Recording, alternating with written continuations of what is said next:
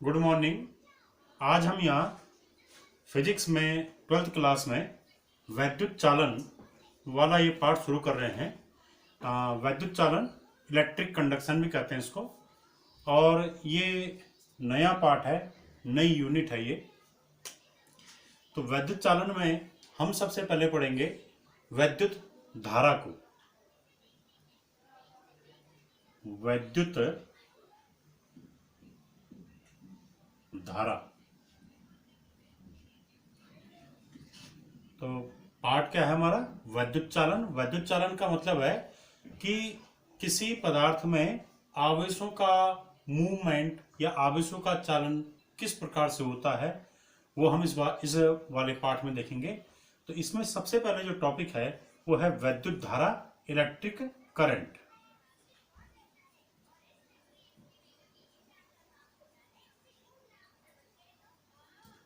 Electric current. तो वैद्युत धारा किसे कहते हैं, इसको समझने से पहले हम पिछले चैप्टर में जाते हैं। वहां पर हमने पढ़ा था वैद्युत क्षेत्र के बारे में। तो हमने वहां पर ये पढ़ा था कि माना ये इस स्थान पर, यहां पर किसी आवेश का वैद्युत क्षेत्र इस दिशा में, ठीक है, यहां पर कोई वैद्युत क्षेत्र है जिसको हम कैपिटल ई से प्रकट कर रहे हैं। और अगर इस वैद्युत क्षेत्र में कोई आवेशित कण रखा गया है, जैसे यहां पर कोई आवेशित कण है, ये वाला, इस पे माइनस, इस पे क्यू आवेश है इस पे। तो किसी वैद्युत क्षेत्र में यदि कोई आवेशित कण है तो ये वैद्युत क्षेत्र इस आवेशित कण पर क्या करता है? एक वैद्युत बल लगाता है। तो यानी वैद्युत क्षेत्र में स्थित आवेश पर इस वैद्युत क्षेत्र के कारण एक बल लगता है, उस बल को हम कहते हैं वैद्युत बल। और उस बल का मान होता है F बराबर Q इंटू E। ये हमने पढ़ा था। अब होता क्या कि इस आवेश पर जो ये वैद्युत क्षेत्र है, ये इस आवेश पर अपनी विपरीत दिशा में बल लगाएगा, क्योंकि आवेश कैसा है? ऋणात्मक आवेश है। तो ऋणात्मक आवेश पर वैद्युत क्षेत्र की विपरीत दिशा में बल लगेगा। और अगर ये धनात्मक आवेश है माना, तो धनात्मक आवेश पर वैद्युत क्षेत्र की दिशा में बल लगता है। तो यहां पर कहने का मतलब है, जब भी कोई आवेश किसी वैद्युत क्षेत्र में स्थित होगा तो इस आवेश पर वैद्युत क्षेत्र बल आरोपित करेगा, वैद्युत बल आरोपित करेगा। जब इस आवेश पर वैद्युत बल आरोपित होगा तो ये आवेश वैद्युत क्षेत्र की दिशा में गतिमान हो जाएगा, ठीक है। तो वैद्युत आवेश के गतिमान होने की जो स्थिति है, उस स्थिति को हम वैद्युत धारा कहते हैं। इसकी जो भौतिक परिभाषा है वो यही है कि वैद्युत आवेश के वैद्युत क्षेत्र में गतिमान होने की स्थिति वैद्युत धारा कहलाती है। अभी हम इसकी गणितीय परिभाषा भी पढ़ेंगे। और ये गतिमान क्यों हुआ? क्योंकि वैद्युत क्षेत्र इस आवेश पर बल लगा रहा था, और आवेश पर वैद्युत क्षेत्र के कारण लगने वाले बल से वैद्युत आवेश क्या हो गया? गतिमान हो गया। तो वैद्युत आवेश के गतिमान होने की स्थिति ही वैद्युत धारा कहलाती है। अब यहां पर ये जो आवेश है, ये आवेश जब वैद्युत क्षेत्र की दिशा में गतिमान होगा, माने धनावेश है, तो आवेश का कोई ना कोई मान होगा। तो माना ये आवेश 2 कूलाम का है या 3 कूलाम का है, तो हम ये कह देंगे कि ये इतने कूलाम का आवेश यहाँ वैद्युत क्षेत्र में बल लगने के कारण क्या हो गया? गतिमान हो गया, ठीक है। तो अब हम इसकी गणितीय परिभाषा दे रहे हैं कि हम ये मानते हैं, माना कि t सेकंड में, माना स्मॉल t सेकंड में यहां पर q कूलाम का आवेश गतिमान हुआ, ठीक है, कि स्मॉल t सेकंड में यहां पर वैद्युत क्षेत्र के कारण जो आवेश प्रवाहित हुआ, बल लगने के कारण जो आवेश प्रवाहित हुआ, वो कितने कूलाम का आवेश प्रवाहित हुआ? q कूलाम का आवेश प्रवाहित हुआ। तो t सेकंड में प्रवाहित आवेश की मात्रा, t सेकंड में प्रवाहित आवेश, ये है माना q कूलाम। ये q कूलाम का आवेश t सेकंड में प्रवाहित हुआ यहाँ पे। तो 1 सेकंड में कितने कूलाम का आवेश प्रवाहित हुआ? तो 1 सेकंड में प्रवाहित आवेश की मात्रा,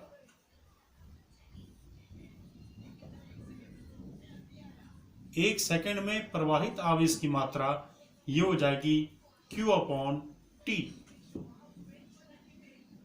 तो एकांक समय में प्रवाहित आवेश की मात्रा ही वैद्युत धारा कहलाती है। ये वैद्युत धारा की गणितीय परिभाषा है कि एकांक समय में प्रवाहित आवेश की मात्रा वैद्युत धारा कहलाती है, या एक सेकंड में प्रवाहित आवेश की मात्रा वैद्युत धारा कहलाती है। और यहां से वैद्युत धारा का सूत्र बन गया, ये तो परिभाषा आ गई इसकी,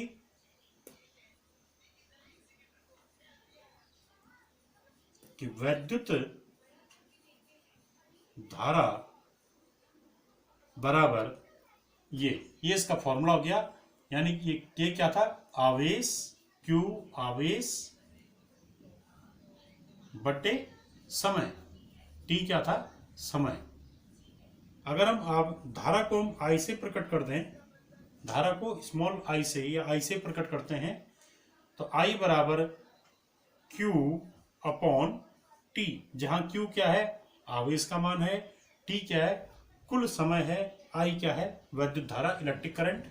तो ये क्या हो गया, I बराबर Q/T या I = Q/T, ये वैद्युत धारा का सूत्र हो गया।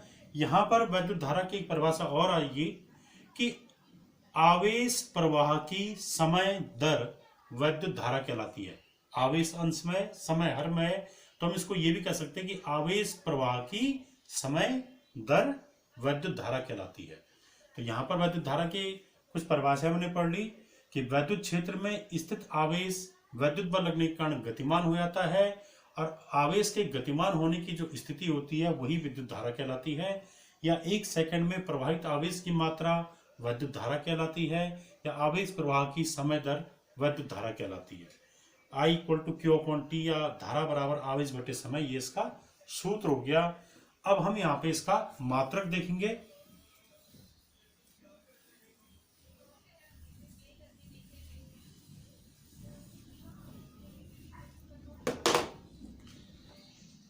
तो यहां पर देखा हमने धारा का सूत्र क्या है, धारा I बराबर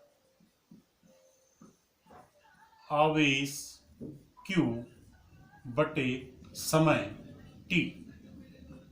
इसका मात्रक क्या होगा, इसका मात्रक है धारा का मात्रक बराबर आवेश का मात्रक बटे समय का मात्रक। तो आवेश का मात्रक हो गया कूलाम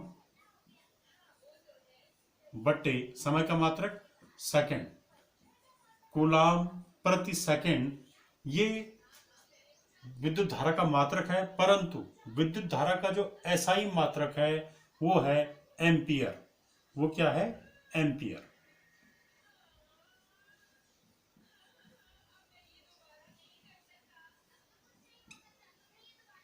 ठीक है, तो एम्पियर विद्युत धारा का SI मात्रक है। और एम्पियर एवं कूलाम प्रति सेकंड में क्या इसमें रिलेशन है, क्योंकि कूलाम प्रति सेकंड भी धारा का मात्रक है, क्योंकि धारा बराबर आवेश बटे समय से कूलाम प्रति सेकंड इसका मात्रक आया है। इसी को हम एम्पियर लिख देते हैं। तो एम्पियर, 1 एम्पियर जो धारा होगी वो किसके समतुल्य होगी, वो होगी 1 कूलाम प्रति सेकंड के समतुल्य होगी। यानी अगर 1 सेकंड में किसी तार में प्रवाहित आवेश 1 कूलाम है, तो उस तार में बहने वाली धारा क्या होगी, 1 एम्पियर होगी। ये वैसे एम्पियर की मानक परिभाषा नहीं है। एम्पियर की जो स्टैंडर्ड डेफिनेशन है या परिभाषा है वो हम बाद के चैप्टर में बताएंगे। उसमें ये होता है कि 2 तार लिए आते हैं, 2 समांतर तार ऐसे लेंगे, इन दोनों तारों में माना धारा प्रवाहित हो रही है, तो 2 समांतर धारावाहिक तारों के बीच जो बल लगता है उस बल के आधार पर हम वहां पर एम्पियर की परिभाषा देते हैं। तो वो मानक परिभाषा लगा इसकी, पर यहाँ पर इस सूत्र के आधार पर कि 1 एम्पियर किसके समतुल्य है, 1 कूलाम प्रति सेकंड के समतुल्य। यानी 1 सेकंड में अगर 1 कूलाम आवेश प्रवाहित होता है किसी तार में या परिपथ में, तो वहां पर प्रवाहित धारा 1 एम्पियर होगी। अब यहां पर SI मात्रक क्या हो गया, विद्युत धारा का एम्पियर। इसको कई बार ए से भी प्रकट करते हैं। अब इसका जो विमा है, विमा क्या होगी इसकी,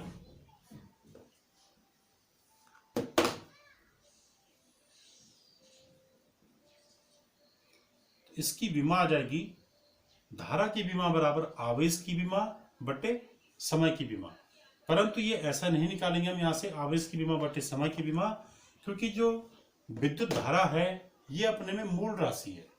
ठीक है, तो इसकी विद्युत धारा अपने में क्या है, मूल राशि है। तो इसका जो विमा है, इसकी विमा को माना गया है कैपिटल ए। ये किसकी विमा है, धारा की विमा। इससे हम आवेश की विमा निकाल सकते हैं, क्योंकि यहाँ पर आवेश बराबर क्या आएगा, धारा गुणा गया समय। इसके बट्टे में एक रख के तो हम यहाँ पर एक सूत्र निकाल सकते हैं कि आवेश बराबर धारा गुणा गया समय।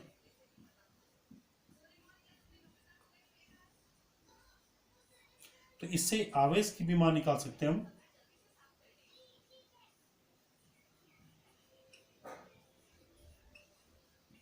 आवेश की विमा बराबर हो जाएगा धारा की विमा यानी ए इंटू समय की विमा यानी टी।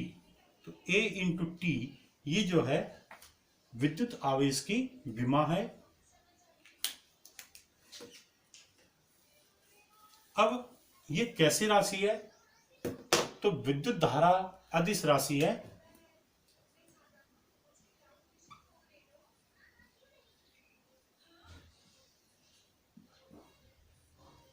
विद्युत धारा अदिश राशि है। भले ही जो वैद्युत परिपथ होते हैं उनमें तीर के चिन्ह से हम धारा को प्रकट करते हैं, पर उसका अर्थ ये नहीं है कि विद्युत धारा सदिश राशि है, बल्कि विद्युत धारा अदिश राशि है। क्योंकि विद्युत धारा अदिश राशि क्यों है, इसके पीछे कारण यह है कि विद्युत धारा सदिशों के योग एवं अंतर नियमों का पालन नहीं करती है, इसलिए विद्युत धारा अदिश राशि है। जैसे कि ये मैं दो तारों में धारा जो है, ये माना इस तार में धारा 4 एम्पियर की है और इस तार में धारा माना 5 एम्पियर की है। इन दोनों के बीच का कोण माना 30 अंश है और यहां से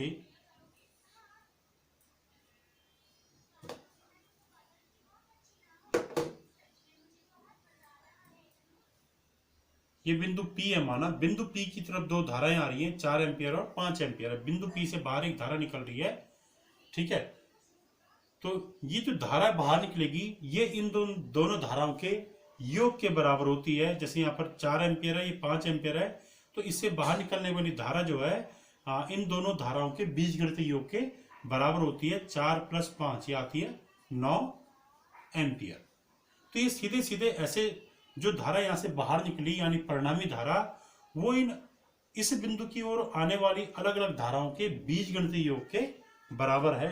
इनके योग के बराबर जैसे सिंपली संख्याएं जुड़ती हैं। यहाँ पर जो परिणामी धारा है वो इन अलग अलग धाराओं के बीच बढ़ने वाले कोण पर निर्भर नहीं कर रही है। अगर ये धाराएं सदिश राशि होती, अगर विद्युत धारा सदिश राशि होती, तो जो ये परिणामी धारा है, ये परिणामी धारा इन पहले वाली धाराओं के बीच बनने वाले कोण पर भी निर्भर करती।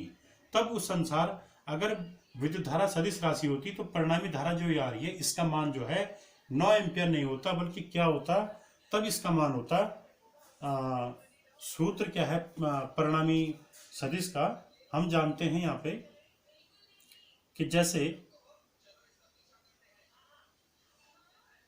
एक वेक्टर ए ये है, एक वेक्टर बी ये है, इनके बीच इनका परिणामी जो है माना आर है, ए और बी के बीच का कोण माना थीटा है। तो इस आर का सूत्र क्या होता है, आर बराबर होता है √a² + b² + 2ab cos of theta.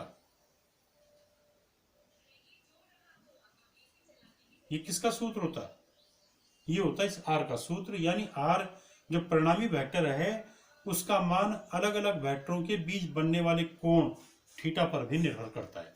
तो यहां पर आर के स्थान पे इसको ले लो, ए के स्थान पे इसके ले लो, अब बी के स्थान पे इसको ले लो। ठीक है, तो हम ये देखते हैं कि अगर हम विद्युत धारा को थोड़ी देर के लिए अगर हम सदिश राशि मान लें कि ए का मान ये है, बी का मान ये, तो आर का मान क्या आना चाहिए? तो आर का मान आना चाहिए अंडर रूट ए के स्थान पर तो 4 का स्क्वायर प्लस 5 का स्क्वायर प्लस 2, ये क्या आएगा into 4 into 5 into cos of theta की जगह पे 30 डिग्री।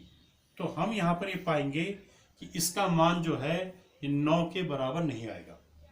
ठीक है, आएगा ही नहीं, क्योंकि ये वाला पोर्शन भी इसमें कुछ ना कुछ ऐड होगा, तो इससे इसका मान 9 नहीं आएगा। जबकि प्रैक्टिकली होता क्या, प्रैक्टिकली ये पाया जाता है कि इन दोनों धाराओं का जो परिणामी योग होगा वो किसके बराबर आता है? 9 एम्पीयर के बराबर। यानी किसी बिंदु की ओर आने वाली धाराओं का योग उस बिंदु से बाहर जाने वाली धाराओं के योग के बराबर होता है।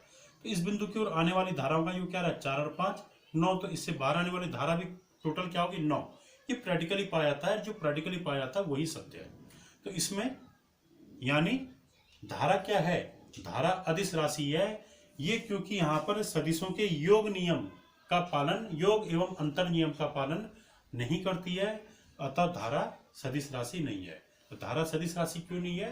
क्योंकि विद्युत धारा सदिशों के योग एवं अंतर नियम का पालन नहीं करती है, क्योंकि यहाँ पर जो धारा आ रही है वो सदिशों के योग नियम के अनुसार जुड़कर नहीं आ रही है, अतः धारा क्या है? सदिश राशि नहीं है। अब क्वेश्चन यह है कि परिपथों में विद्युत धारा को एक तीर के चिन्ह के द्वारा प्रकट किया जाता है, वो क्यों? तो वो इसलिए क्योंकि वहां पर जो तीर का चिन्ह होता है वो सिर्फ ये प्रकट करता है कि ये धनावेश की गति की दिशा है। ठीक है, वो प्रचलन में आ गया कि प्रचलन में लिख दिया वो कि वो विद्युत धारा की दिशा है, बल्कि वो ऐसा नहीं है, बल्कि वो है क्या? वो धनावेश की गति की दिशा को प्रकट करता है।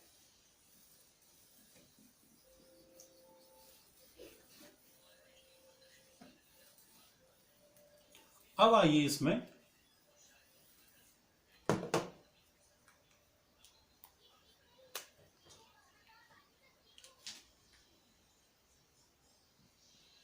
धात्विक चालकों में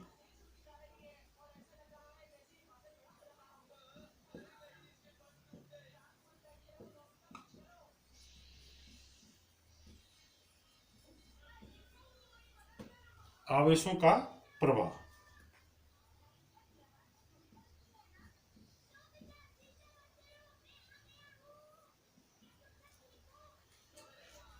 धात्विक चालकों में आवेशों का प्रवाह, इसका मतलब क्या है कि जो धातुएं होती हैं, हम जानते हैं कि सभी धातुएं क्या हैं? विद्युत की सुचालक हैं। अब धातुओं में आवेशों का जो प्रवाह है वो मुक्त इलेक्ट्रॉनों के द्वारा होता है। ठीक है, तो यहां पर एक शब्द आया है मुक्त इलेक्ट्रॉन। मुक्त इलेक्ट्रॉन किसे कहते हैं? Free electron.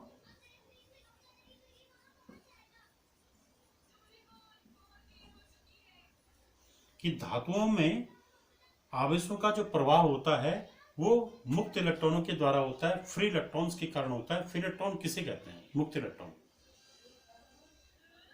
तो किसी परमाणु के बाह्यतम कक्षा के ऐसे इलेक्ट्रॉन जो नाभिक से बहुत क्षीण तह बंधे होते हैं, यानी किसी परमाणु के सबसे बाहरी कक्षा के वे इलेक्ट्रॉन जिन पर नाभिक का आकर्षण बल बहुत कम होता है या नगण्य होता है, ऐसे इलेक्ट्रॉन जो है नाभिक के आकर्षण क्षेत्र से लगभग मुक्त रहते हुए पूरे पदार्थ के अंदर अनियमित रूप से गतिमान रहते हैं, और ऐसे इलेक्ट्रॉनों को हम मुक्त इलेक्ट्रॉन कहते हैं। तो यानी मुक्त इलेक्ट्रॉन किसी परमाणु की बाह्यतम कक्षा के वे इलेक्ट्रॉन हैं जिन पर नाभिक का स्थिर वैद्युत आकर्षण बल नगण्य रहता है या बहुत कम होता है। ऐसे इलेक्ट्रॉन नाभिक के आकर्षण बल से लगभग मुक्त रहते हुए पूरे पदार्थ की सीमा के अंदर गतिमान रहते हैं, और ऐसे इलेक्ट्रॉनों को मुक्त इलेक्ट्रॉन कहते हैं। ठीक है, धातुओं में आवेशों का प्रवाह मुक्त इलेक्ट्रॉनों के द्वारा होता है, और इसीलिए और जो धातुएं होती हैं उनमें मुक्त इलेक्ट्रॉन बहुत अधिक मात्रा में होते हैं, इसीलिए धातुएं क्या होती हैं? वो विद्युत की सुचालक होती हैं।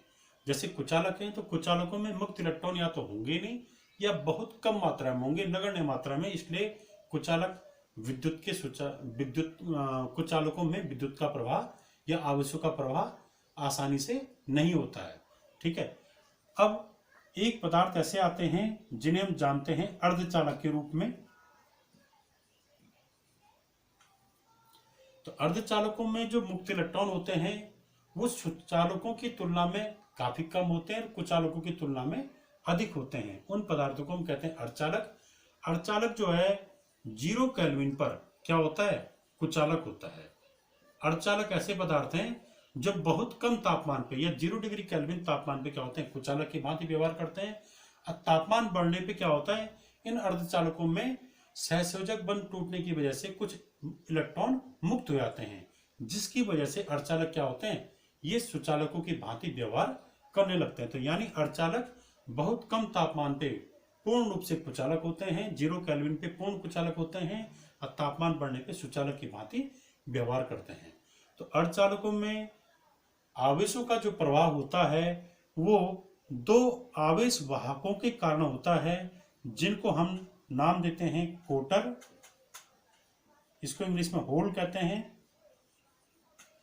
और मुक्त इलेक्ट्रॉन।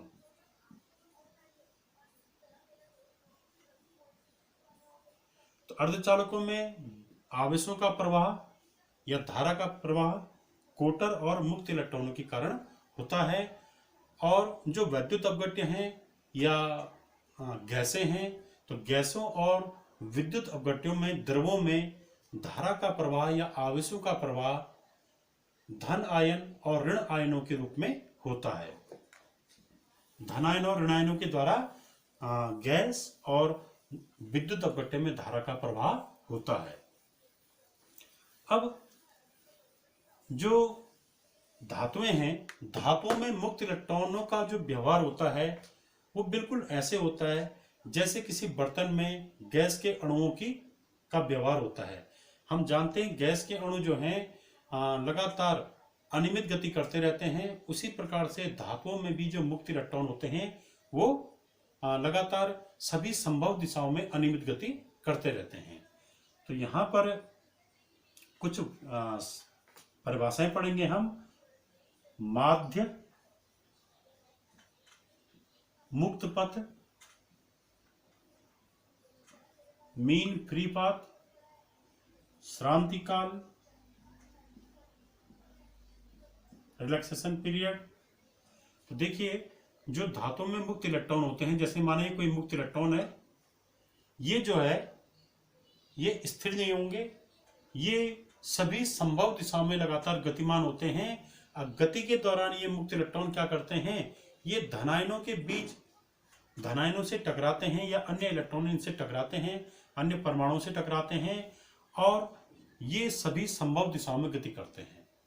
गति के दौरान ये क्या करते हैं, धन आयनों या परमाणुओं के बीच जो रिक्त स्थान होता है उस रिक्त स्थानों के बीच से होते हुए लगातार सभी संभव दिशाओं में गतिमान रहते हैं। जैसे इलेक्ट्रॉन है, ये पहले यहाँ पर था, थोड़ी देर बाद ये इस दिशा में पहुंच के यहाँ पर आ गया, ये इसकी सेकंड पोजीशन है।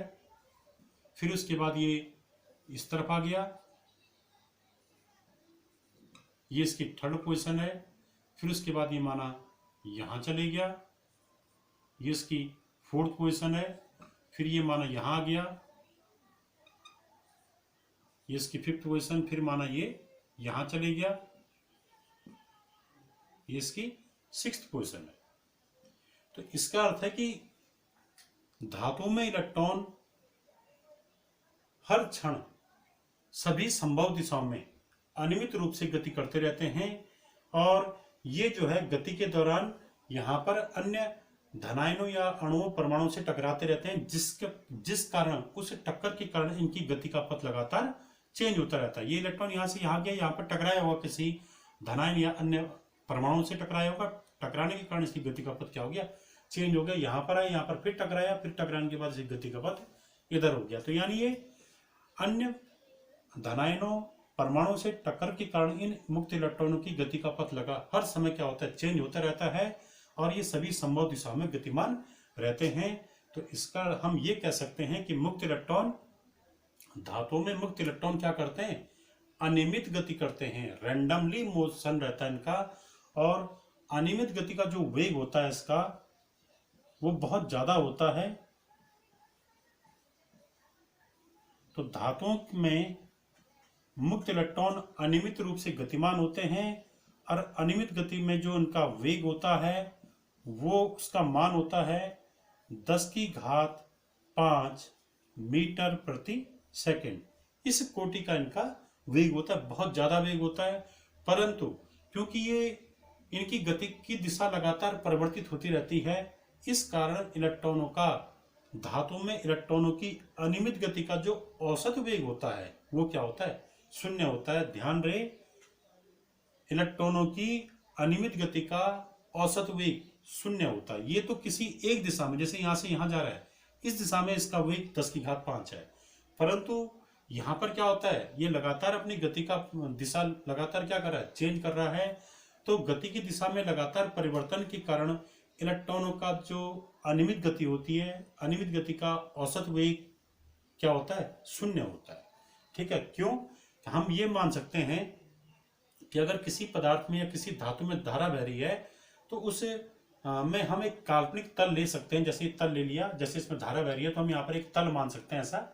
इस तल में जिस दर से इलेक्ट्रॉन बाएं से दाईं ओर जा रहे हैं उसी दर से इलेक्ट्रॉन दाएं से बाईं ओर भी आ रहे होंगे। इसका अर्थ है कि यहाँ पर किसी एक दिशा में इलेक्ट्रॉनों का नेट प्रवाह क्या होगा, शून्य होगा। जिस दर से इलेक्ट्रॉन बाएं से दाईं ओर गए उसी दर से इलेक्ट्रॉन बाएं से दाईं ओर भी आए, तो नेट प्रवाह क्या हो गया, इलेक्ट्रॉनों का, आवेशों का नेट प्रवाह यहाँ पे शून्य हो गया। और आवेशों का नेट प्रवाह शून्य होने के कारण यहाँ पर जो है औसत धारा क्या आती है, शून्य आती है। तो इलेक्ट्रॉनों का अनियमित गति का औसत वेग क्या होता है, शून्य होता है।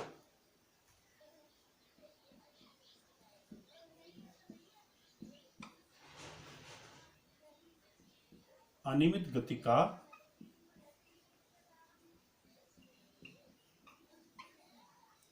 औसत वेग बराबर शून्य। तो इलेक्ट्रॉनों की अनियमित गति का औसत वेग शून्य होता है। अब यदि हम क्या कर दें, इसमें देखें कि ये इलेक्ट्रॉन गति के दौरान क्या हो रहा है, अन्य परमाणुओं अणुओं से लगातार टकरा रहा है। टक्कर के कारण की गति का पथ क्या हो रहा है, लगातार परिवर्तित हो रहा है। तो इसमें दो क्रमागत टक्करों के बीच जब इलेक्ट्रॉन अनियमित गति करता है तो लगातार अन्य परमाणुओं आयनों से टकराता है। तो दो क्रमागत टक्करों के बीच इलेक्ट्रॉन द्वारा तय किए गए पथ की औसत लंबाई, दो क्रमागत टक्करों के बीच इलेक्ट्रॉन द्वारा तय किए गए पथ की औसत लंबाई माध्यम मुक्त पथ कहलाती है, एवरेज मीन पाथ कहलाती है। ये फ्री मीन पाथ कहलाती है, फ्री मीन पाथ कहलाती है। तो माध्यम मुक्त पथ किसे कहेंगे कि इलेक्ट्रॉन जब अनियमित गति करते हैं तो वो लगातार अन्य परमाणुओं अणुओं से या आयनों से टकराते हैं। तो दो क्रमागत टक्करों के बीच इलेक्ट्रॉन द्वारा तय किए गए पथ की औसत लंबाई माध्यम मुक्त पथ कहलाती है। इसे जो है लैम्डा से भी प्रकट करते हैं। अब श्रांति काल किसे कहते हैं, इसे हम टाउ से प्रकट करते हैं श्रांति काल को। तो श्रांति काल किसे कहा जाता है कि अनियमित गति के दौरान दो क्रमागत टक्करों के बीच लिए गए औसत समय को श्रांति काल कहते हैं। कि इलेक्ट्रॉनों की अनियमित गति के दौरान दो क्रमागत टक्करों के बीच इलेक्ट्रॉन द्वारा लिए गए औसत समय को श्रांति काल कहते हैं। ठीक है, जैसे माना यहाँ पर ये पहली टक्कर भी, तो यहाँ पर माना टाउ 1 समय लगा, फिर यहाँ पर दूसरी टक्कर भी, यहाँ पर टाउ 2 समय लगा, ये टाउ 1 समय लगा, यहाँ पे ये टाउ 2 समय लगा, यहाँ पे फिर तीसरी टक्कर भी टाउ 3 समय लगा, यहाँ पर चौथी टक्कर भी टाउ 4 समय लगा। ठीक है, अब इनका औसत निकालिए तो इनका जो औसत आएगा वही क्या कहलाएगा, श्रांति काल। तो दो क्रमागत टक्करों के बीच इलेक्ट्रॉन द्वारा लिए गए समय का जो औसत होता है उसी को हम श्रांति काल कहते हैं। टाउ से इसको प्रकट करते हैं।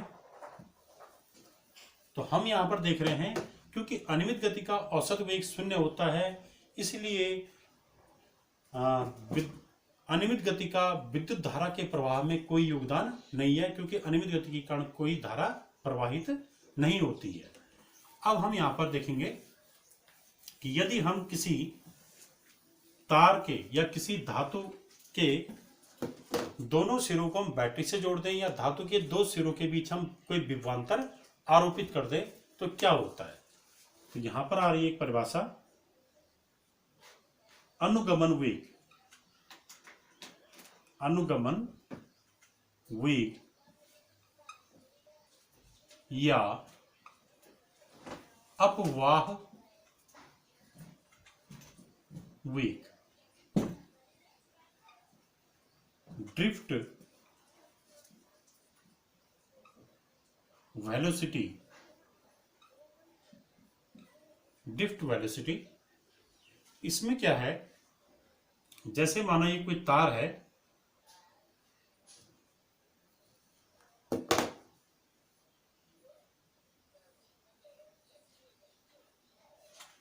इस तार में धातु का तार है, इसमें क्या होंगे, मुक्त इलेक्ट्रॉन होंगे, ये इसमें मुक्त इलेक्ट्रॉन है, और इस तार के सिरों के बीच हमने विभवांतर लगा दिया V। कैसे, इसको हमने किसी बैटरी के सिरों से जोड़ दिया। तो इससे क्या होगा,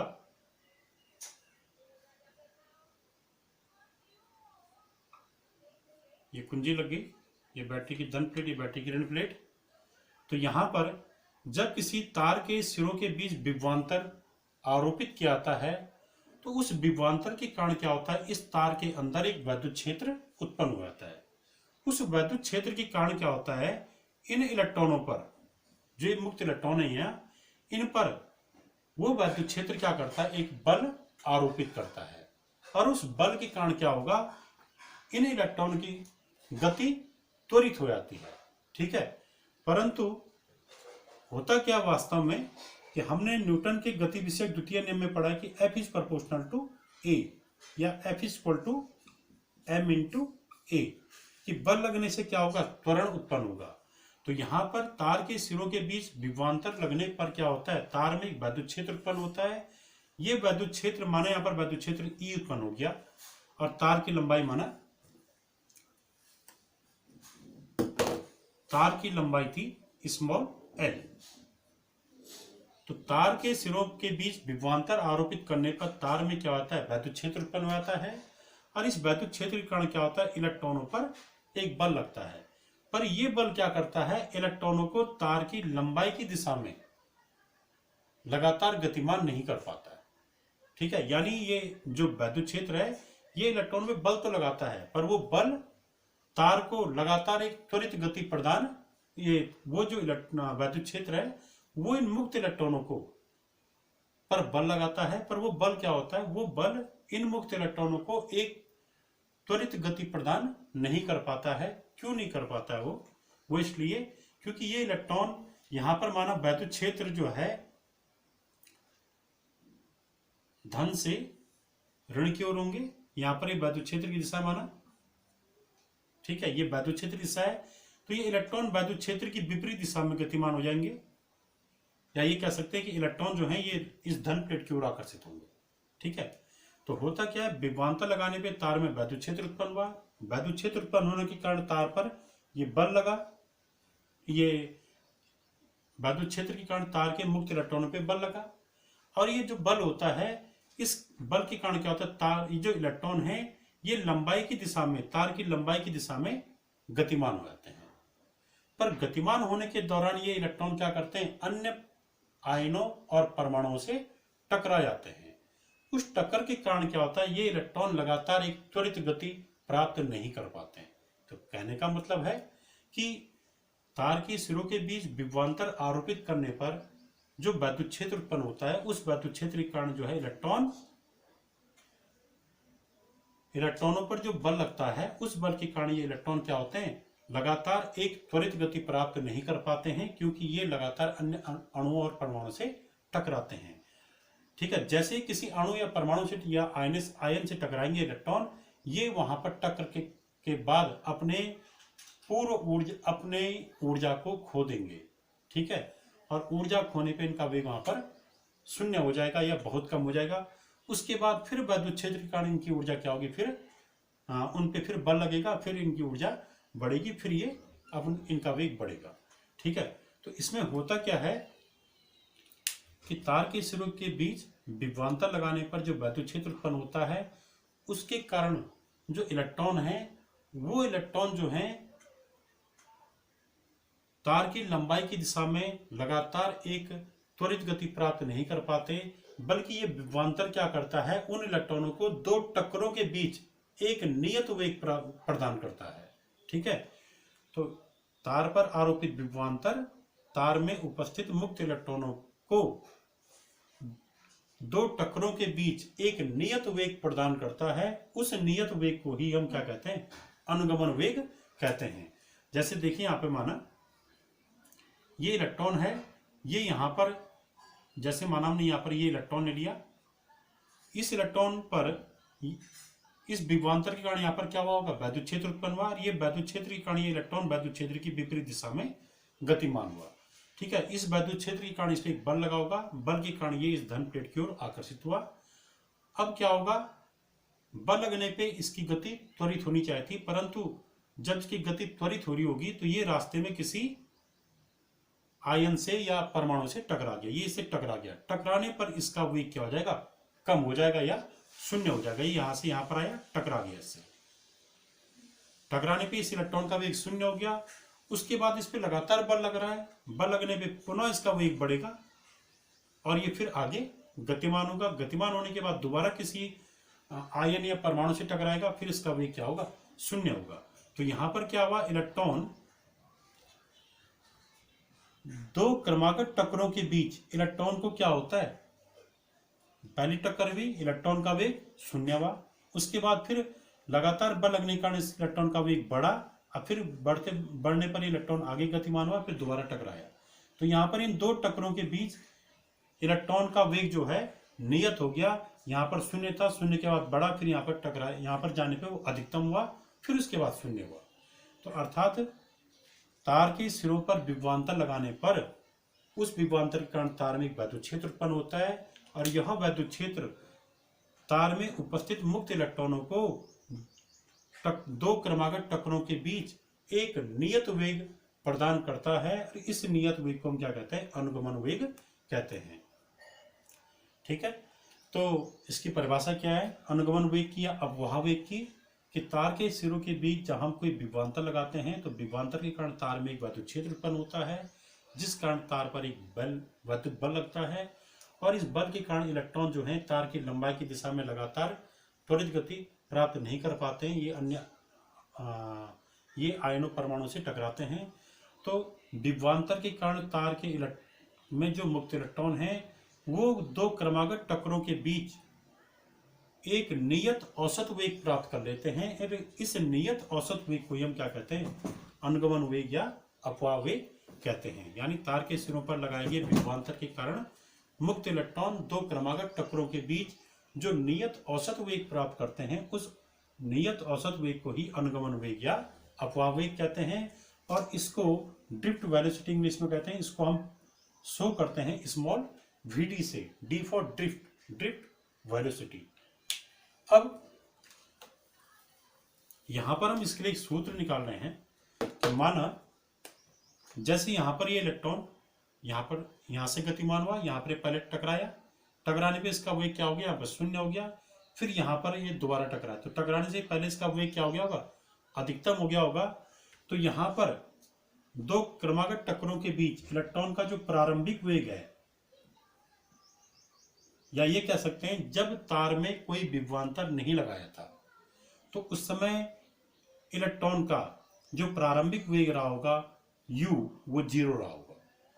अब विभवांतर भी लगाया, तो भी विभवांतर लगाने पे दो क्रमागत टक्करों के बीच इलेक्ट्रॉन का जो नियत औसत वेग है यानी अनुगमन वेग, वो क्या है, vd है। तो विभवांतर भी लगाने पे इलेक्ट्रॉन द्वारा प्राप्त जो नियत औसत वेग है वो क्या है, vd। ये माना जाएगा अंतिम वेग, कि विभवांतर भी लगाने पर इलेक्ट्रॉन द्वारा प्राप्त वेग या अंतिम वेग वो है vd। इसको हम v से प्रकट कर रहे हैं। तो यानी विभवांतर लगाने से पहले प्रारंभिक वेग शून्य, विभवांतर लगाने पे इलेक्ट्रॉन द्वारा प्राप्त नियत वेग Vd, तो ये प्रारंभिक वेग हो गया, ये अंतिम वेग हो गया। और इस बीच जो इलेक्ट्रॉन का त्वरण था, दो क्रमागत टक्करों के बीच जो इलेक्ट्रॉन का त्वरण था, वो त्वरण है माना क्या, ए। तो हम यहाँ पर गति के द्वितीय नियम को लेते हैं कि गति का द्वितीय समीकरण है प्रथम समीकरण। गति का प्रथम समीकरण है v equal to u plus a t. तो इसमें v के स्थान पर रखिए vd बराबर u के स्थान पे u 0, a के स्थान पे a और t के स्थान पर रखिए टाउ। तो अब हम यहाँ पर पाते हैं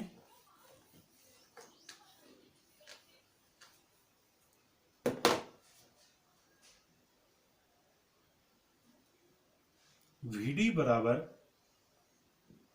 a इंटू टाउ। टाउ क्या है यहाँ पे, दो क्रमागत टक्करों के बीच इलेक्ट्रॉन द्वारा लिया गया औसत समय, जिसे हम श्रांति काल कहते हैं। तो ये क्या है, श्रांति काल है।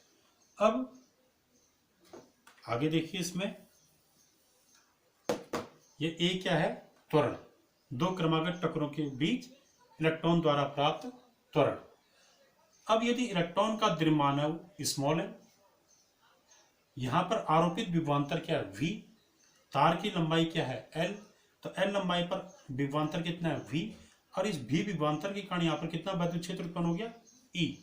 तो हम जानते हैं कि इस वैद्युत क्षेत्र के कारण इलेक्ट्रॉन पे जो बल लगेगा वो कितना होगा, तो मुक्त इलेक्ट्रॉन पर वैद्युत क्षेत्र E के कारण जो बल होगा, E के कारण वैद्युत बल, तो इस इलेक्ट्रॉन पर वैद्युत क्षेत्र E कितना बल लगा रहा होगा, F बराबर वो आ जाएगा, F बराबर होता है Q इंटू E। तो Q के स्थान पे क्या आ जाएगा, इलेक्ट्रॉन का आवेश कितना है, स्मॉल e इंटू E। तो ये हो गया एक इलेक्ट्रॉन पर वैद्युत क्षेत्र के द्वारा लगने वाला बल, F बराबर हो गया E इंटू कैपिटल E। हम चाहें तो यहाँ पर इलेक्ट्रॉन के आवेश को नेगेटिव भी दिखा सकते हैं, तो F बराबर minus E into capital E आ गया। अब यहाँ से F का मान क्या आएगा, हम जानते हैं गति के द्वितीय नियम से F बराबर क्या होता है, m इंटू ए, ये होता है।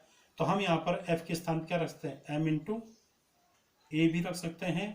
तो यहाँ से A का मान आ जाएगा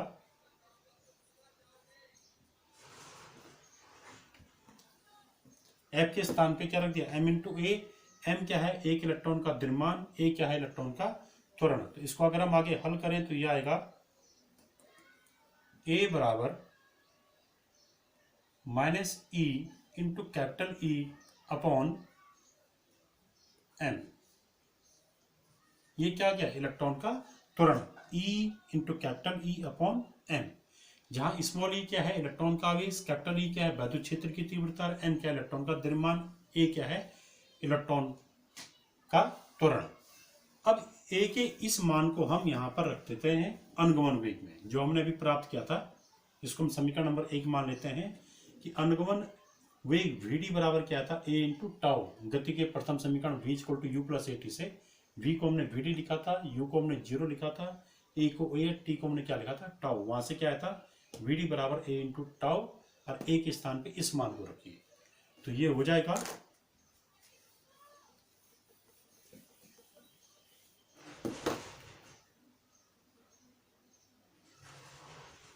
vd इक्वल टू a के स्थान पे मान रखा, तो यह आ जाएगा e into capital E upon m into tau.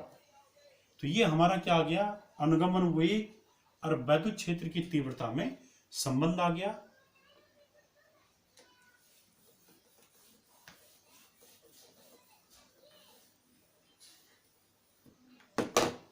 इसी को आगे देखिए, हम जानते हैं कि हमने तार के सिरों के बीच विभवांतर कितना लगाया, v लगाया है, और तार की यानी इन दो बिंदुओं के बीच विभवांतर v है, और इसकी लंबाई कितनी थी तार की, l।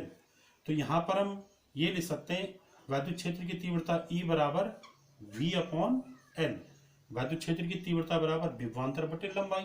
तो E के इस मान को यहाँ रख दीजिए समीकरण नंबर 2 में। तो तब समीकरण 2 में क्या हो जाएगा, समीकरण 2 में ई का ये वाला मान यहां रखेंगे तो यह आ जाएगा वी डी बराबर माइनस ई into V upon M L. E के स्थान पे क्या रख दिया, वी अपॉन एल रख दिया, तो वी अपॉन एल ई के स्थान पर रख दिया into tau.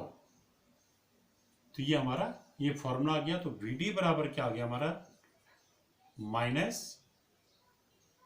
E tau upon M l into we.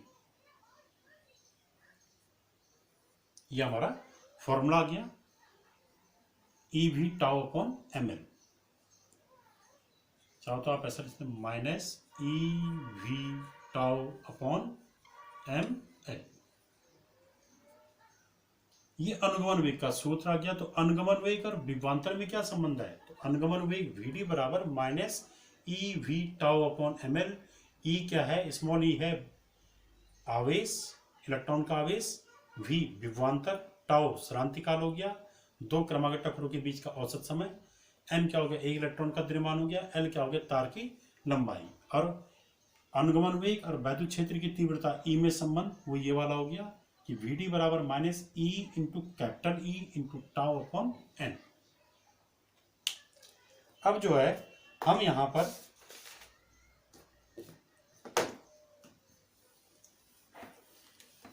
अगला निकालेंगे कि धारा और अनुगमन वेग में संबंध।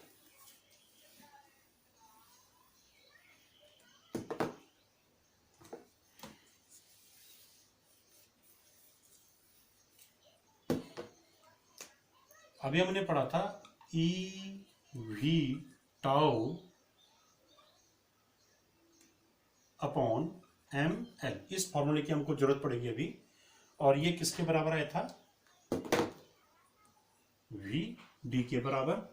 हम यहां पर देख रहे हैं अब धारा और अनुगमन वेग के बीच संबंध। धारा एवं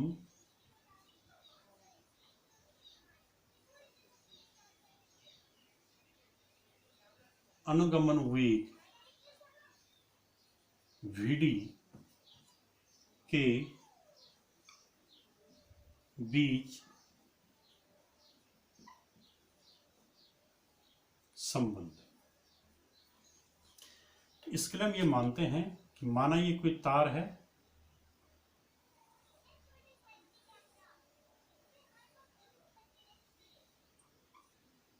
और इस तार में ये हमने एक इलेक्ट्रॉन ले लिया। इस तार के सिरों के बीच किसी बैटरी के द्वारा विभवांतर V आरोपित किया गया।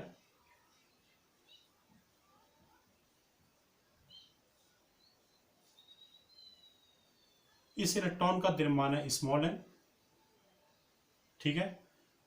और इलेक्ट्रॉन का जो अनुगमन वेग है वो है Vd, ठीक है।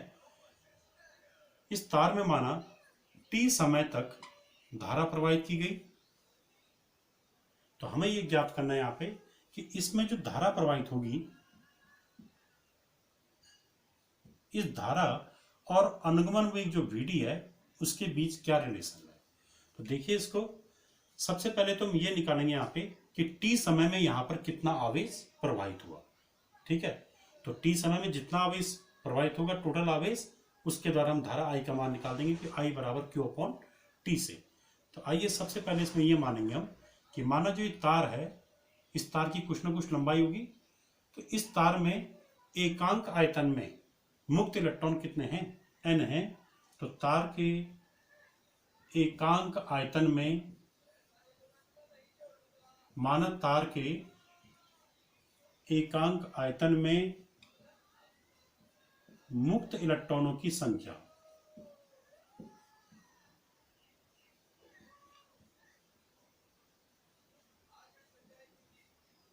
वो कितनी है, n है। और इस संख्या को इलेक्ट्रॉन घनत्व भी कहते हैं। यहां पर लिख भी रहा हूं मैं, इलेक्ट्रॉन घनत्व ये क्या है n, यानी 1 घन मीटर आयतन में उपस्थित मुक्त इलेक्ट्रॉनों की संख्या क्या कहलाती है? इलेक्ट्रॉन घनत्व कहलाती है। एकांक आयतन में उपस्थित मुक्त इलेक्ट्रॉनों की संख्या वो कितनी है यहाँ पे? n। तो हम यहाँ पर ये मान रहे हैं कि माना यहाँ पर इस इलेक्ट्रॉन का अनुगमन वेग क्या है? vd है।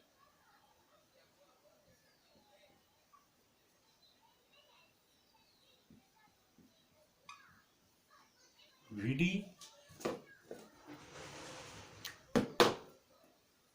मीटर प्रति सेकेंड। और ये वेग कहां से उत्पन्न होगा? जब तार के सिरों पर विभवांतर भी लगाएंगे बैटरी के द्वारा।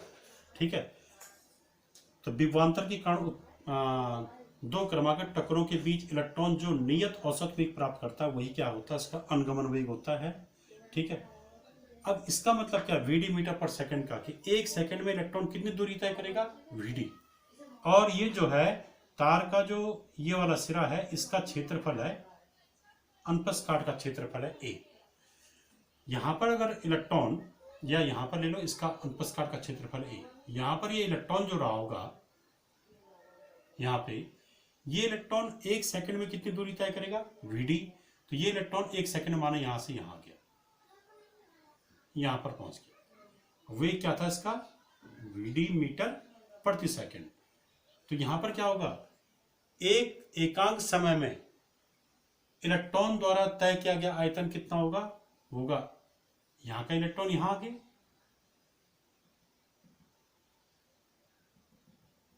ये तो ये वाला आयतन, ये आयतन क्या है? बेलन का आयतन है। तो बेलन का आयतन क्या होगा? ये क्षेत्रफल गुणा के ये ऊंचाई। तो ये ऊंचाई कितनी है? vd, यहां से यहां तक की दूरी वो है 1 सेकंड में चलेगी दूरी, तो ये vd। तो 1 सेकंड में इलेक्ट्रॉनों द्वारा तय किया गया आयतन, 1 सेकंड में इलेक्ट्रॉन द्वारा तय किया गया आयतन, तय किया गया आयतन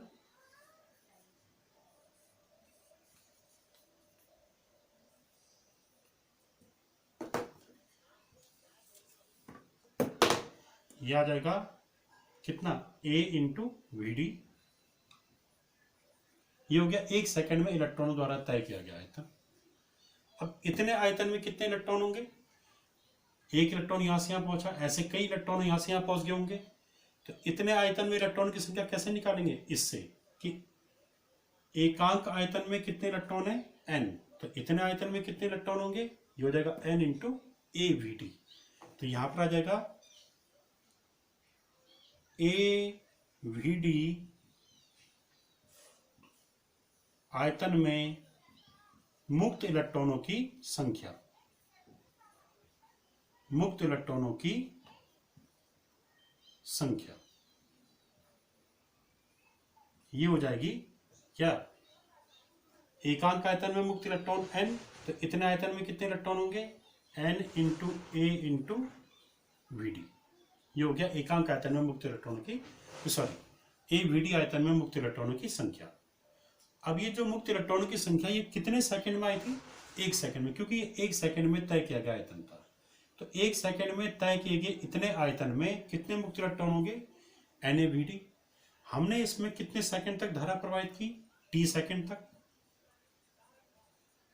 तो जब 1 सेकंड में मुक्त इलेक्ट्रॉन इतने आ रहे हैं तो t सेकंड में कितने मुक्त इलेक्ट्रॉन आएंगे वो हम निकाल सकते हैं। अतः इस तार में t सेकंड में प्रवाहित मुक्त इलेक्ट्रॉनों की संख्या, तो ये हो जाएगा t सेकंड में तार में प्रवाहित मुक्त इलेक्ट्रॉनों की संख्या।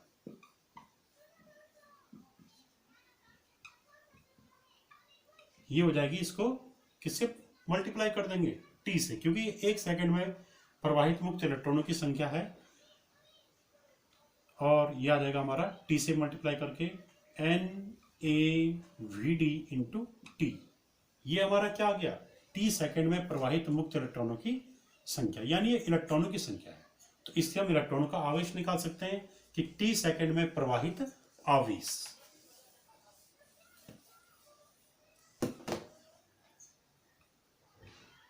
तो तार में t सेकंड में प्रवाहित आवेश, तो तार में t सेकंड में प्रवाहित आवेश हो जाएगा NaVd T इंटू E। यानी जो इलेक्ट्रॉनों की संख्या है इसको एक इलेक्ट्रॉन के आवेश से मल्टीप्लाई कर दो। एक इलेक्ट्रॉन का आवेश होता है स्मॉल ई, तो इतने इलेक्ट्रॉन का आवेश कैसा आएगा, इसको स्मॉल ई से मल्टीप्लाई कर दिया। तो t सेकंड में प्रवाहित आवेश कितना हो जाएगा, NaVd इंटू टी, ये वाला यहाँ पर लिख दिया, इंटू स्मॉल ई। ये हो गया टोटल आवेश जो t सेकंड में प्रवाहित हुआ। अब निकालिए इस तार में t सेकंड में प्रवाहित धारा। तो t सेकंड में प्रवाहित धारा, तो प्रवाहित विद्युत धारा I बराबर आ जाएगा क्या, Q अपॉन T। तो Q मतलब t सेकंड में प्रवाहित आवेश, तो t सेकंड में जो प्रवाहित आवेश है वो ये वाला हो जाएगा, ये है Q। तो t सेकंड में प्रवाहित आवेश NaVd इंटू टी इंटू ई, ये क्या है, ये Q का मान है, ये है प्रवाहित आवेश Q बराबर NaVd T इंटू ई। अब धारा I बराबर क्या होगा, Q अपॉन T। तो I Q के स्थान पे इस मान को रख दीजिए, ये माना समीकरण नंबर 3 था, तो रखिए इसको। तो I बराबर आ जाएगा Q के स्थान पे मान NaVd इंटू T इंटू ई अपॉन T। T से T कैंसिल, तो ये हमारा आ गया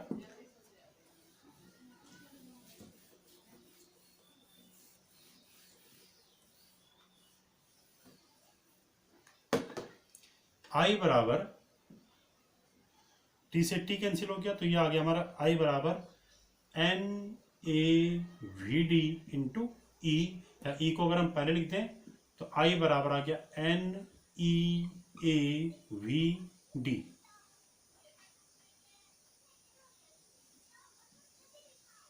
ये क्या है, ये विद्युत धारा I और अनुगमन वेग Vd के बीच संबंध है। इसमें स्मॉल n क्या है, इलेक्ट्रॉन घनत्व। किसे कहते हैं इलेक्ट्रॉन घनत्व, एकांक आयतन में उपस्थित मुक्त इलेक्ट्रॉनों की संख्या इलेक्ट्रॉन घनत्व कहलाती है। तो n क्या है, एकांक आयतन में उपस्थित मुक्त इलेक्ट्रॉनों की संख्या। ठीक है, जैसे कॉपर है तो कॉपर में n का मान कितना होता है, 10⁻29 इलेक्ट्रॉन पर घन मीटर। कॉपर के लिए है, धातु में बहुत ज्यादा होता है इसका मान। ठीक है, इलेक्ट्रॉन घनत्व n हो गया, स्मॉल ई एक इलेक्ट्रॉन का आवेश है, कैपिटल ए क्या है, तार के अनुप्रस्थ काट का क्षेत्रफल, यानी जैसे तार है तो इस भाग का क्षेत्रफल है। ठीक है, जो सिरा आप देख रहे हैं। और Vd क्या है, Vd है अनुगमन वेग। इंपॉर्टेंट रिलेशन है ये, काफी बार एग्जाम में पूछा जाता है। तो आज हमने यहाँ पर देखा एक तो धारा और अनुगमन वेग के बीच का संबंध, एक देखा हमने अनुगमन वेग Vd और विभवांतर के बीच का संबंध कि अनुगमन वेग Vd बराबर क्या था, E into capital V into tau upon M into L। एक ये देखा था, यहाँ पर हमने नेगेटिव साइन लिया था, ये इलेक्ट्रॉन के आवेश के कारण, और इसी को हमने एक और सूत्र की स्थापना की थी कि minus E tau capital E upon M। ये V अपॉन L को हमने क्या लिख दिया, कैपिटल E।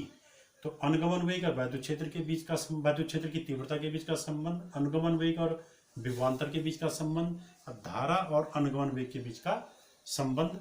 और इलेक्ट्रॉन जब किसी तार के सिरों के बीच विभवांतर आरोपित किया जाता है तो विभवांतर के कारण जो मुक्त इलेक्ट्रॉन होते हैं वो दो क्रमागत टक्करों के बीच एक नियत औसत वेग प्राप्त कर लेते हैं, और उस नियत औसत वेग को हम क्या कहते हैं, अनुगमन वेग कहते हैं। और अनुगमन वेग का जो मान होता है वो जो है वो काफी कम होता है। तो अनुगमन वेग का मान होता है